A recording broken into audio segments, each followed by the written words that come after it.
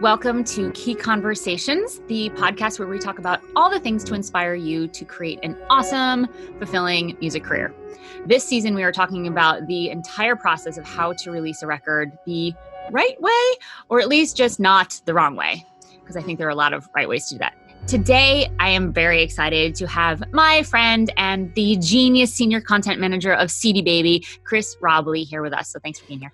Hey, thanks for having me. And many right ways, no wrong way. Well, wrong ways too. But there are many wrong ways, but also many right ways. So I'm just sharing sort of my process, how I've done it with my new record, Luminary, and it worked. I set some really specific milestones, and that's how we know specific milestones are a good thing, because then you know if the stuff you're doing works or not. You can't just say, I want more fans, because you get one more fan.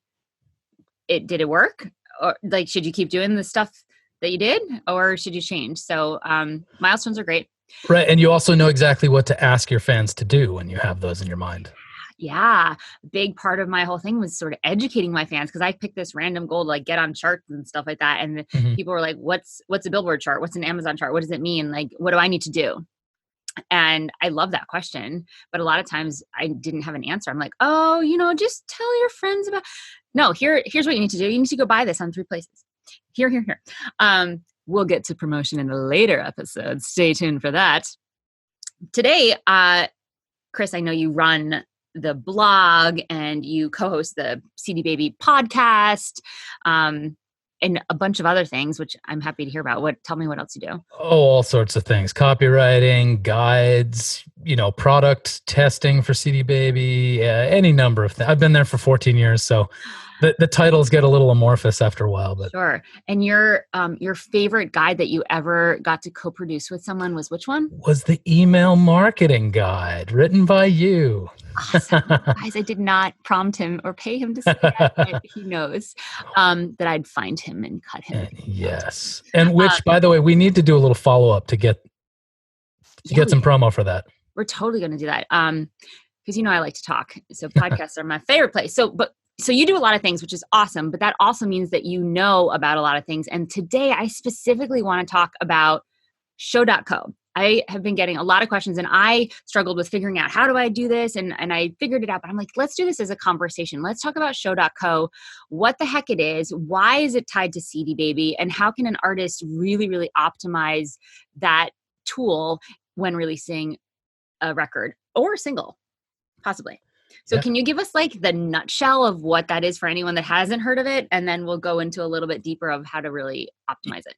Yeah, I can try. So show.co does lots of different things, but the sort of the summary, I think, is that it's a suite of marketing tools that helps musicians build conversion-focused marketing and promotion campaigns. And I think maybe an easy way to sum that up is what you were talking about before, is having a goal or a milestone in mind and knowing exactly what to ask your fans to do. That is kind of what show.co helps you streamline in your own imagination. And when you're building something, it's like, you got to know what your goal is. You have to know what you're asking them to do. And you have to know sort of what a reward would be, or what a compelling argument or hook would be to get your fan to take this action.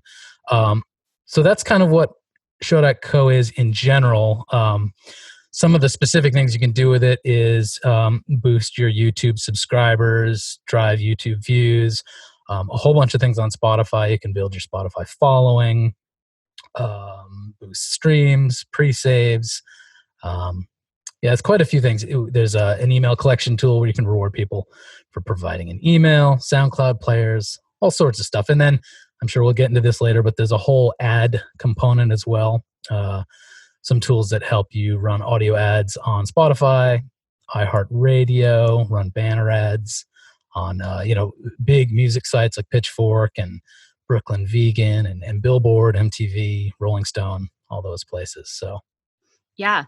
I think the main thing that I've heard people using show.co for is, it's the thing you got to use for the pre-save campaign to have people pre-save your album on Spotify so that the day that the record drops, it shows up in all these release radar playlists, which is really good for the algorithms. Yes. And that's like why you need show.co, because there's only a couple companies that can get you access to do that. Show.co being one of maybe 3, I think I've heard. So that is that's been the thing I heard. So when you said, oh, you can grow YouTube followers, I'm like, oh, I as a show.co user, I didn't even know that. Oh, well, And yeah, not even through the ads, right? Like that's just one of the free campaigns. But you're totally right. I mean, the pre-save thing has been kind of the premier thing that's captured everyone's attention. When cdbaby acquired show.co, because we noticed that like major labels, major artists, Maroon 5, Tovlo, Britney Spears, were all using it to do various things, but most of them were focused on trying to use it to build their Spotify following. And I think the most compelling case of that was the band Oasis, who is, I'm pretty sure, inactive, hasn't put out music in a while. So they were like, how do we kind of take this dead catalog and get people to care about it again on Spotify? So they used show.co. They had crazy conversion rates, something like 90%, which, if people listening, if they understand marketing, that is a weird miracle. Yeah. So that's what attracted cdbaby to this as a platform. And we said, we should scoop this up and give it to our clients for free. So cdbaby clients can use it, without paying any costs. If you use the ad builder stuff, obviously you have to pay a budget to advertise, but most of the things I mentioned earlier are all free. All free. And that's not even cdbaby Pro. That's just if you are a cdbaby member. Yep. Very cool. And in fact, here's a little tip. You really don't even have to be a client. You just have to have an account with us. So if you really want to use show.co, just create a cdbaby account, and then you can go through your cdbaby dashboard to initiate the show.co free version of the account. Insider tip, people. Insider tip. You can only hear it here and anywhere else that Chris has said it. Right. Great. So when you say 90% conversion rate, this is interesting, because was that through running ads or different I'm else? So it was, what's the record label? Ignition Records, I think. They were the ones running it for Oasis. And I'm not sure if they did paid ads, but I think what they did was simply use their email, their social, to reach their existing followers, drive those people to the landing page of the pre-save landing page or it wouldn't have been pre-save, probably a follow campaign they were doing. But anyways, they drove to a landing page, a show.co landing page, and then 90% of the people that hit that page converted, which is... Meaning they did the thing that the page was asking them to do. That's exactly what a conversion is, right? Yeah. And that's super crazy. I know a lot of really good landing pages in the marketing world, they say between 40 and 60% is like extraordinary. So 90% is like astronomically like, yes. Right. Now, of course, it's Oasis. They were an enormous band. They have a huge following. They also, part of the kind of the key to the success, I think, was they had really cool rewards. And I think there was various like limited edition box sets you could be entered in to win.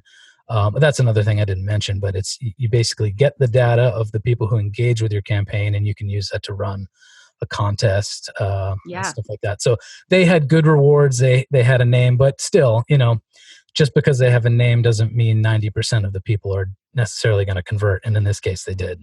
Yeah, no, it's still a super high conversion rate. I mean, I think the whole point of advertising and sending people to a landing page is sending the right people that are most likely to convert.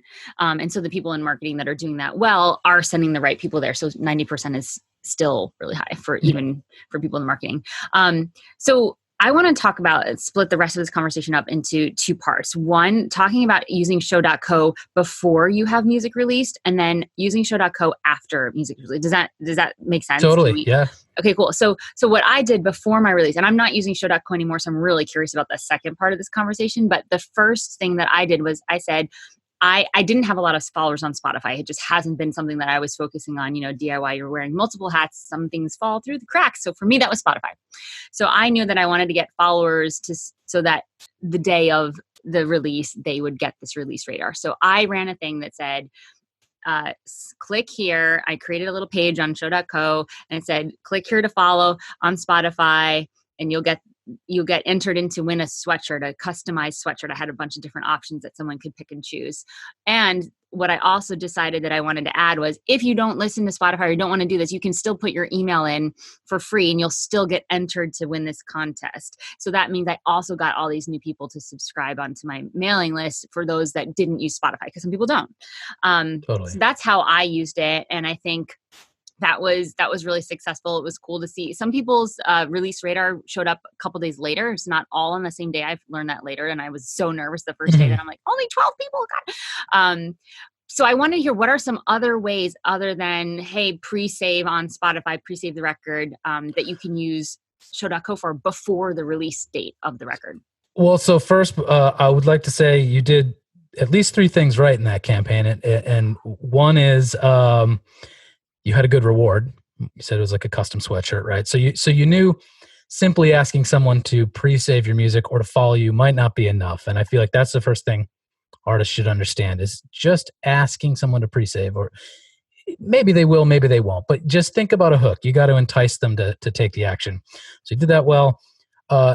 Understanding that before you can guarantee anyone will hear your music on Spotify, you have to build your following.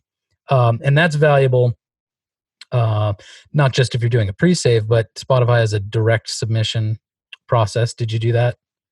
Yeah. Okay. You can, through Spotify for Artists, I think it's actually spotifyforartists.com. You create your campaign, claim yourself as an artist if you have music out there already, and then you can submit one of your songs. It has to be at least 7 days before the release for consideration to be on one of their editorial playlists. That's what Chris is talking about. Yep. Yeah, and the real benefit of that, because the editorial coverage is kind of a crapshoot, but the thing it does guarantee is that your followers on Spotify will get it in their release radar playlist once it's out.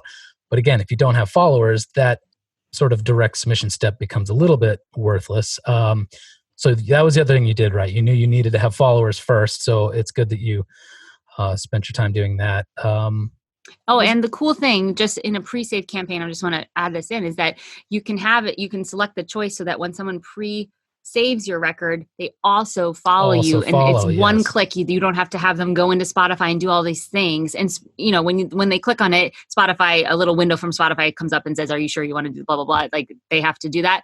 But that's kind of cool that they only have to click once and they don't have to open the app even. So totally. And actually, that reminds me of the other thing I was thinking you did right, which was also enabling that function that on top of your primary goal, which was the Spotify follow, you also allowed them to give an email if they're not on Spotify, because like you said, you can't assume your followers are there. They might prefer Apple Music or Amazon Music. So good you did that. But let's see. But if we take it outside of Spotify or outside of pre-saves and follows, there's also something called Stream to Unlock. Did you try that one out? I did not. It's basically similar kind of campaign structure, but you reward someone who streams your music on Spotify, and they have to get to at least 30 seconds of streaming it before it unlocks the reward. Because this is a post-release. The post-release. Oh yeah, we're sticking on pre-release, aren't we? I was going to. I mean, we're loosey goosey over here. We can do whatever. But I was just, that's how I was thinking about it. And I get a lot of questions on what to do with the release and then how do you use it after you release. So I thought maybe we could do it that way. Yeah. Well, some other Spotify or Show.co campaign types is the email to unlock thing, which is an email capture. And that reward could be, enter them into a contest. It could be that it automatically redirects them to anywhere else online. So that could be an unlisted YouTube video, could be, a special sort of bonus content page on your website. And those same rewards can basically be offered for any of these campaign types. If you want someone to subscribe on YouTube, or if you want someone to do any of those Spotify goals, the reward can always be the same: a contest, unlock hidden content, stuff like that. So cool. Yeah. Can you do the pre-saves and the ads and all the things before a single is released? So if you're not doing a record, but you're doing a single. Yep. Yeah. Pre-save, I think is, I mean, I always actually think of it as something you do with a single. You can do it with an album, of course, but I think at that point, people have usually engaged with several single releases adding up to it. So I think it's really good to do in conjunction with singles. Yes. Cool. And you can actually, well, I'll leave that for later.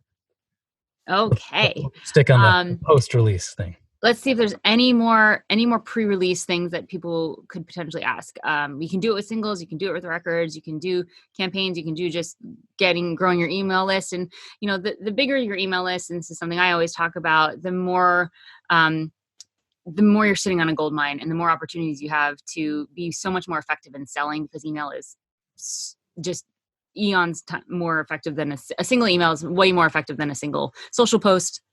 So that's great to grow. Spotify's great to grow because then they get all this stuff the day that your thing's released or a couple days after. And even YouTube followers, it's like if you need now, you need at least 1,000 subscribers, not followers, subscribers, in order to get paid for your music, in order to put ads on and get paid for when your music is on not only your videos, but anyone's videos. If you don't have 1,000 subscribers and someone makes a cat video with your song, which is awesome, and they put an ad on it, you're not getting paid for that until you have 1,000 subscribers is how I believe that works. You can still monetize content that's on other people's channels that are monetized. Oh, not your own. So you could potentially still be earning money even if you don't, but it has to be based on the usage of your music on other people's videos and channels. So the reason you want the 1,000 subscribers is so that you can start to monetize your channel. Your own, exactly. Your own channel. Okay, so cool. Thank you for that.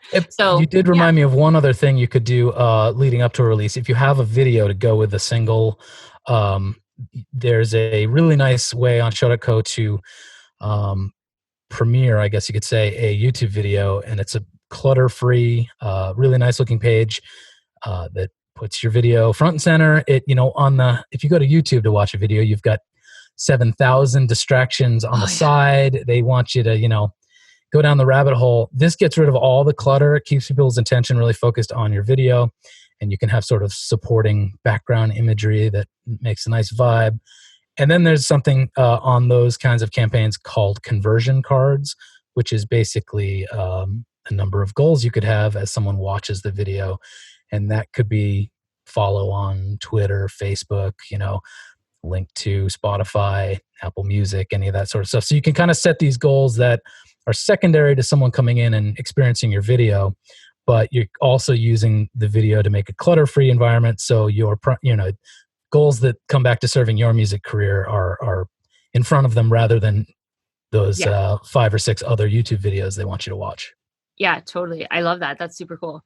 And that's a great idea. Maybe you can even access that page. Like you said, if they do one thing, like sign up for your mailing list, then they're the one, they get special access to that video. That's a really cool way to sneak it out even earlier than the premiere day. It sounds like now you're that's very meta. Now you're layering several show.co campaigns. Mm-hmm.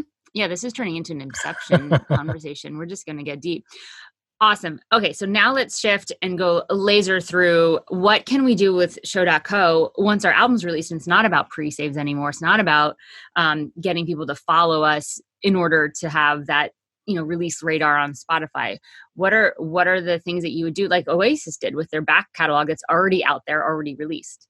Yeah, so the most obvious one I probably already mentioned, which is stream to unlock, which is now that your music's out, listen to it. If it gets to that 30-second mark and you're still listening, well, good. Now the prize opens up, or the hidden experience, the thing gets unlocked. And the relevance of the 30-second mark is that's what Spotify considers a monetizable stream. So, if someone stops listening at 27 seconds, you don't make any money. But that's one thing to do. And again, the sort of reward or the hook can be any of those things we mentioned before: special edition box set contest, your sweatshirt idea, stuff like that. Maybe a discount code to your merch store. Yeah, that works. Yeah, good. Yeah, I like this conversation. This is good. Yeah, we're brainstorming here. I mean, this is like, take out your notes. Hope you're not driving on the tour, guys. But if you are, you can come back. Yeah, there's also there's a campaign type. I'm forgetting what it's actually called now, but it's basically add this song that is already out to your queue or your library sort of thing. So that's another thing. Once the music is out, you can still kind of be getting traction for it on Spotify.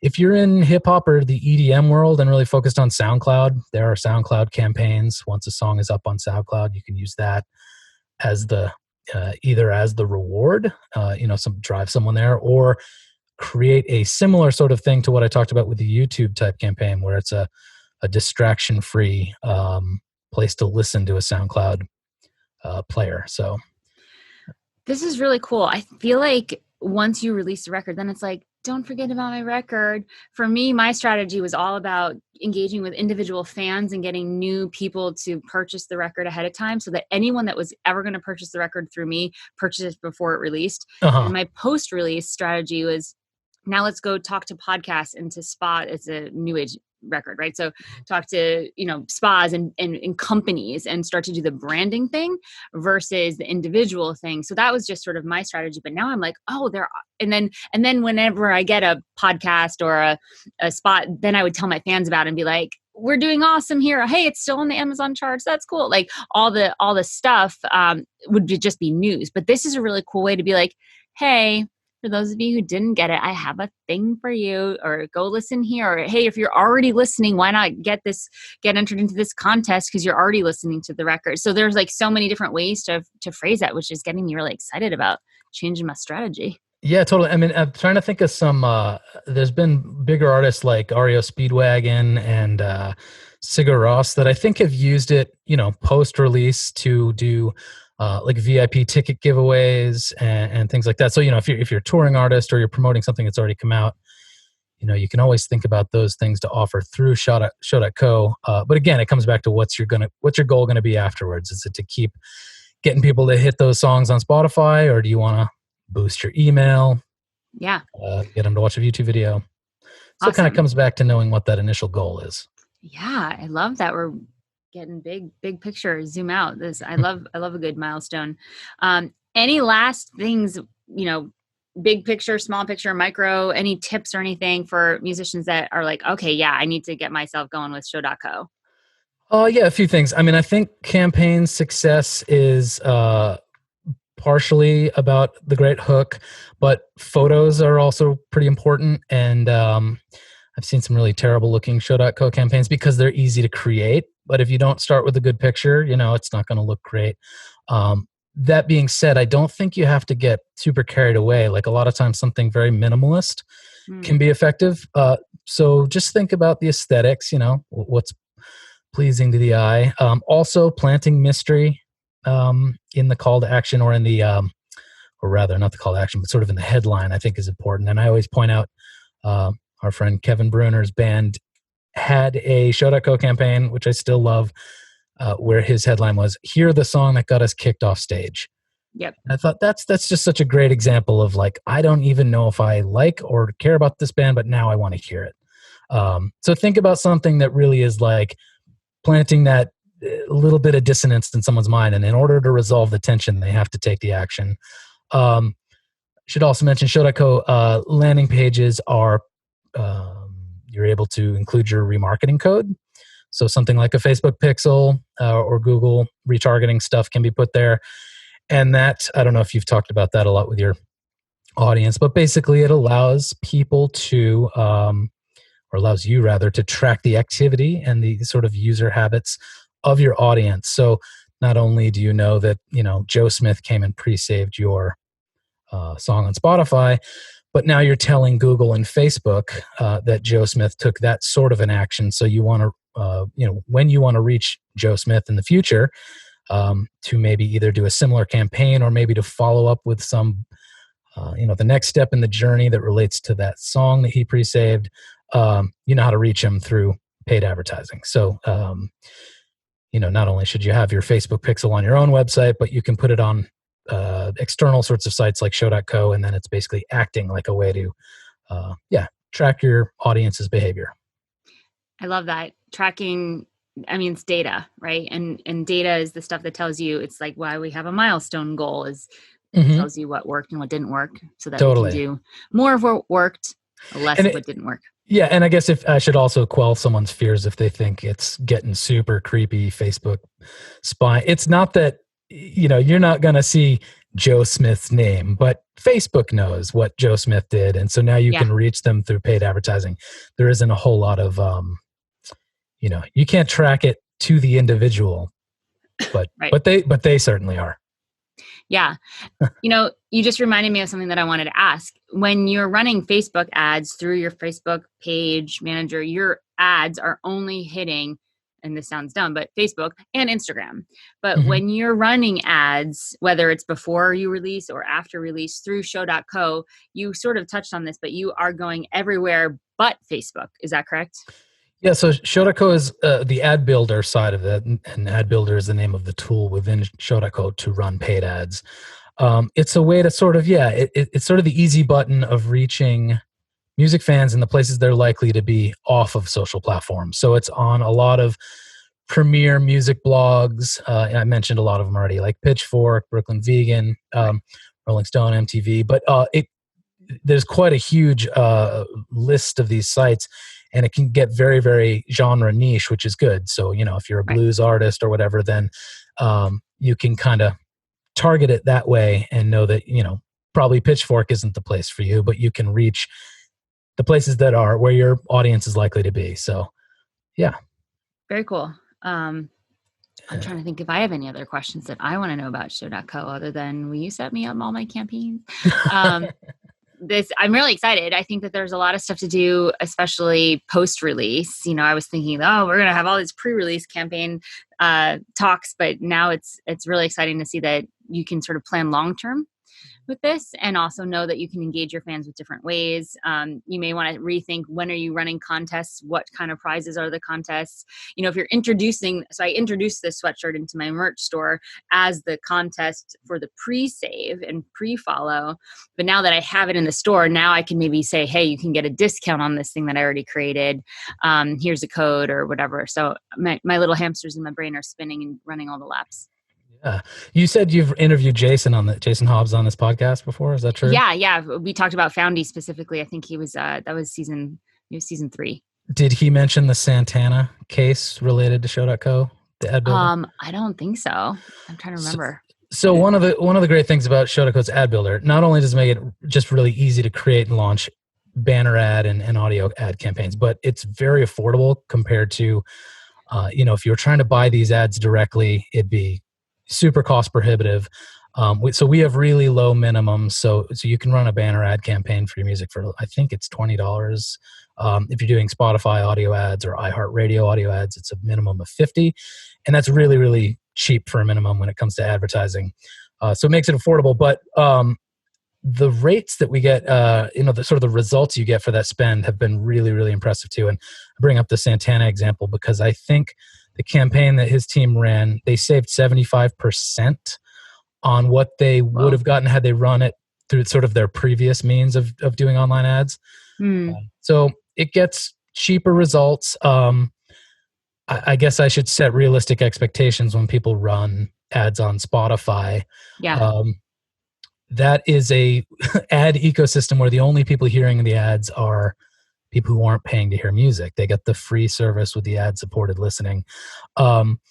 So it's not necessarily a place you're going to run your first Spotify ad campaign and get huge results and be super psyched about. And in fact, I think part of it is I don't know, just setting realistic expectations. And, even artists I really respect, Andrew Bird or whoever else, they run these things and you see what they do. And it's like, oh yeah, they spend a decent amount of money to get results that on the face of things aren't that exciting. But the reason it's still an important thing to do, or probably two reasons. I think it sort of creates a halo effect when you're also doing other things to promote your music. And now you just have this other place where it's reinforcing the story of your release and stuff, which can be important.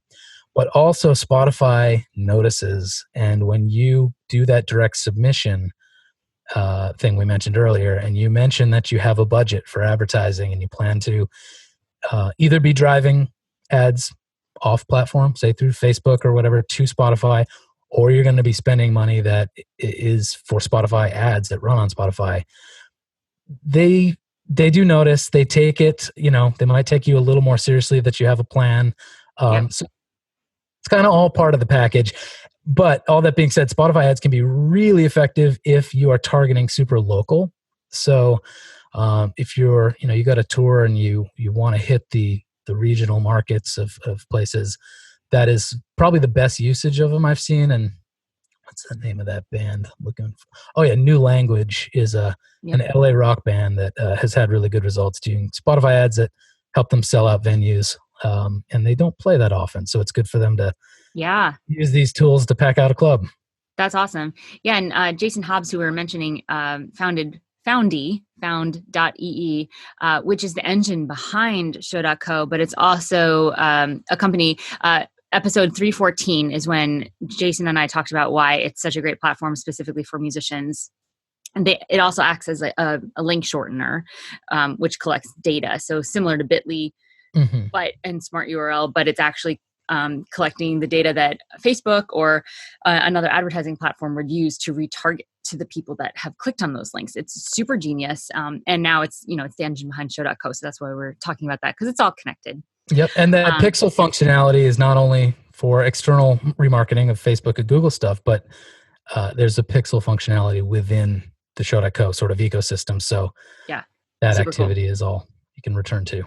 Yeah, which is really awesome. So this has been really great and eye-opening for me. I hope this answers the question for a lot of musicians that are like, I know there's this thing, show.co. I know I can use it for my, to my advantage. But so where do they go to sign up for show.co?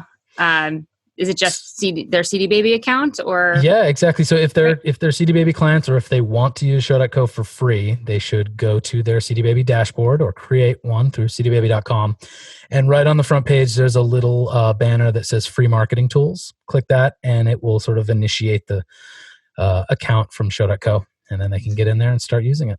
So awesome. And how do we find you if we want to hang out with you on the internet? Oh, how do you find me? Well, if you want to read bloggy music biz stuff, you can go to the DIY Musician blog, which you should. Yeah. But otherwise, if you want to check out my music, it's chrisrobley.com. All right. Well, that will all be in the show notes. And for anyone that wants to see the massive Excel spreadsheet, which I use through Airtable, of how I planned my whole entire release that this whole podcast this season is based on, go to inthekey.co/release template to get a free template that has literally everything you could possibly want in terms of organizing your record release, which is kind of fun and also completely OCD. So I need to go check that out now. Yeah, it's fun. So, Chris, thank you so much for this. I know we got super micro, but also had some good macro stuff here. I hope this was helpful for musicians. And it's always fun to talk to you. So, yeah, you too. Thanks so much for having me on. Awesome.